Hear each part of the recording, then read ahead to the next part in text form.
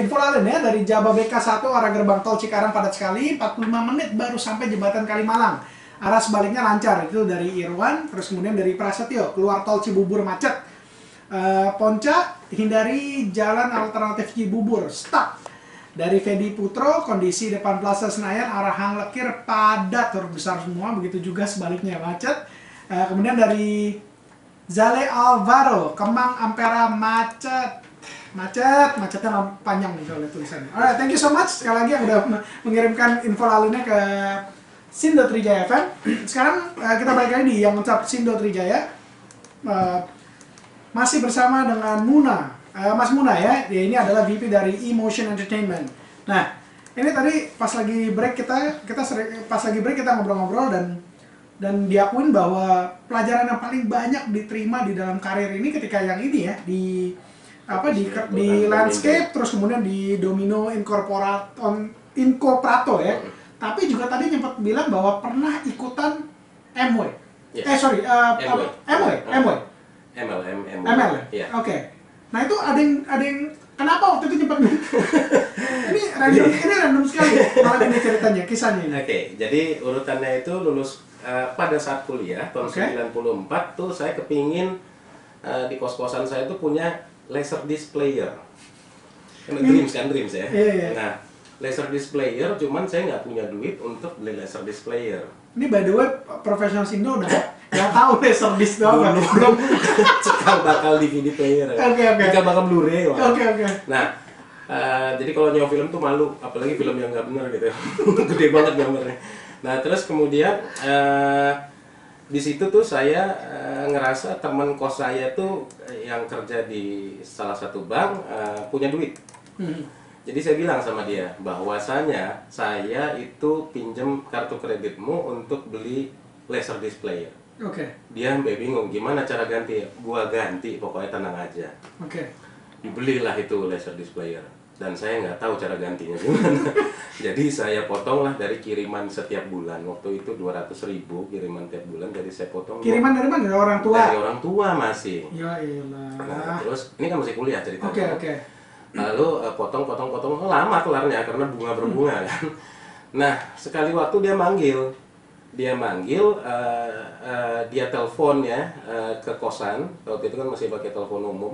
Ke kosan, saya ngindar-ngindar terus. Dan ternyata dia manggil untuk saya, dia nggak bilang untuk apa. Ternyata saya sampai di sana dipresentasikan MW. Oke. Oleh teman saya juga, ada namanya Fatoni. Yang saya pinjam duitnya ini namanya Tatang. Jadi dia bilang, Mun, kalau lu join, dan mati lampu lagi pakai duit. Mun, jadi kalau lu join ini, lu bisa bayar utang lu cepetan. Oke, saya ngeliat angkanya, wih, di bulat-bulatin ada 2,5 juta, ada ini jadi leader apa segala macam. Oke deh, gua join, berapa modalnya? 35.000. Oke, gua join. Cari orang, jadi buat bayar utang tuh ya. Bayar utang. Jadi pokoknya tugasnya cari orang kan, iya. Oke, presentasi gimana? Ini kalimatnya. Ini terus, setiap saat ketemu orang, iya ini terus. Bisa dong dihafal, saya bilang gitu. Terus dapat nih 2,5 juta, dapat kan? Oke, saya coba, saya bilang gitu. Jalan dan 3 bulan saya sampai di posisi itu. 3 bulan 3 bisa? bulan. Karena punya utang tadi. Termotivasi jadinya gara-gara utang. Sampai disuruh bikin dream book ya, biar dream book itu dan sangat bagus sekali. Itu bagus. I know. Ya. Jadi bukan hanya sekedar tempelan, tapi saya halaman pertama itu saya taruh kartu kredit, gambar iklan kartu kredit. Saya harus lunasi hutang ini. Oke. Ya. Yang kedua, saya pikir harus punya kartu. Yang kedua, naikin haji orang tua dan seterusnya. Oke. Nah, dan alhamdulillah hutang itu lunas lah. Ya, dan terus kemudian di MW itu saya juga bergabung di Network 21 Group, yang mana saya sangat senang sekali karena lebih mengutamakan bagaimana how to win friends and influence people. Yes. Nah, penting tuh dalam hidup ya. Sangat penting sekali, dan itulah yang masih saya pakai sampai sekarang. Jadi apapun yang kita punya akan bisa kita jual atau kita tularkan ke orang kalau 95% waktu kita gunakan untuk mengenal orang itu lebih dalam. Instead of 95% untuk menjualnya. Jadi 95% kita lebih kenal sama orangnya. 5% baru menjual. 5% jualannya gitu ya. Karena orang kalau udah nyaman, apapun yang kita sebutin harusnya dia mengikuti, Iya, ya, betul. menerima. Nah, lalu kemudian saya udah sampai di posisi itu dan mempunyai 1.700 downline, datang ke pertemuan, dan akhirnya saya melihat kakak saya yang tadi, kasihan pulang malam. Jadi saya ikutin lah kakak saya itu, bisnis ini saya tinggalin yang mulia. Oh, oke. Akhirnya itu ya, yang akhirnya jadi kurir segala macam. Yes. Nah tadi, sorry. Nah kita fast forward nih, karena tadi sebelum break kita sempat bilang bahwa akhirnya kenal sama orang-orang TV dan itu akhirnya berbuah sesuatu kah? Nah, kita maju lagi ke cerita tadi. Jadi akhirnya saya ketemu dengan orang TV. Lalu ya pada saat Boyzone datang ke Jakarta. ini kita tua banget. Zaman sekarang Justin Bieber, bukan Boyzone. Boyzone datang ke Jakarta. Saya join yang tadi 23 ya. Jadi saya kelar kuliah 96, 97 saya masuk Domindo, terus kemudian Boyzone datang. Nah, Boyzone datang, saya disuruh sama si bos masih di Domindo tuh untuk pergi ke Guntur, membawa 5 orang PM dan membelikan mereka batik buat membantu mengamankan si artis menjadi pengaman ring satunya. Nanti kamu pergi ke Hotel Sahid Jaya, bawa 5 orang ini, waktu itu masih Polygram labelnya, belum Universal. Bawa 5 orang ini ketemu sama yang namanya Kunto Handoyo. Kunto, mudah-mudahan lu dengar nih, Tok. Kunto Smash nih? Yes, Kunto. Iya. jadi ngapain dulu si Mas Kunto dulu ngapain di Boyzone? Sekarang yang ngebikin Smash ya? Dulu kan Kunto itu kerjanya di Polygram. Polygram. Oh, anyway. Terus. Nah, lalu sampailah saya di Sahid ya, dengan pakaian rapi karena mau ketemu klien kan gitu kan, klien si bos. Saya tunggu, namanya Kunto Handoyo itu harusnya Kunto Handoyo kan. Keren gitu ya. Keren tinggi gitu. Sekarang aja nggak keren. Begitu saya lihat dia jalan kelepar. Kunto kan santai orangnya. Dengan baju kaos dan celana jeans dan sendal waktu itu. Ini yang namanya Kunto. Pak, saya bilang, Pak, saya dari Domindo, dari Mas Ewo, saya harus tahu. Oh ya udah, nanti saya kenalin sama manajernya itu udah atur. Nah, saya ketemu manajer. Saya ikutlah mereka selama 3 hari. 2 hari, sorry. Ini lagi ceritain prosesnya masuk ke Sony nih berarti kan? Yes. Nah, 2 hari. Lalu kemudian ketemu Daniel Tumiwa juga di situ. Kan Daniel Tumiwa masih di MTV kalau nggak salah. Iya. Nah, main di Hard Rock Cafe Sarina. Saya ngeliat, makin enak aja nih ya kerja di entertainment, kerja di label. Gue bilang lah malamnya sama si Kunto, Pak, masih Pak tuh. Saya mau dong kerja di label kayaknya enak gitu ya, keren gitu kan, kenal artis ini. Kunto bilang, gua aja mau keluar. Hah? Kenapa mau keluar? Kan enak loh gitu.